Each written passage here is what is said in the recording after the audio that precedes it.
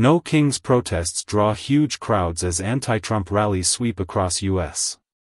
Huge crowds have taken part in No Kings protests against President Donald Trump's policies in cities across the U.S., including New York, Washington, D.C., Chicago, Miami and Los Angeles.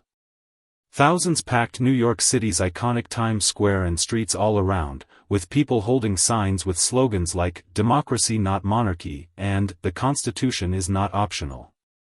Ahead of the demonstrations, Trump allies accused the protesters of being linked with the far-left Antifa movement, and condemned what they called the Hate America rally. Several U.S. states had mobilized the National Guard. But organizers said the events were peaceful. Since returning to the White House in January, Trump has expanded the scope of presidential power, using executive orders to dismantle parts of the federal government and to deploy National Guard troops to U.S. cities despite objections by state governors.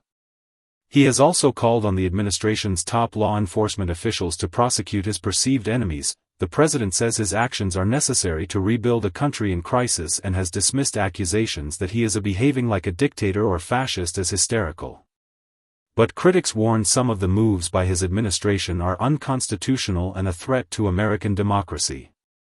In an interview with Fox News, set to air on Sunday, Trump appeared to address the rallies. "A king. This is not an act," Trump said in a preview clip of the interview. "You know, they're referring to me as a king. I'm not a king." In New York, sections of the crowd regularly erupted into chants of "This is what democracy looks like," as a near-constant drumbeat boomed in the background. Helicopters and drones could be seen flying overhead, and police stood on the sidelines. The New York Police Department said more than 100,000 people had gathered across all 5 of the city's boroughs, and that no protest-related arrests were made.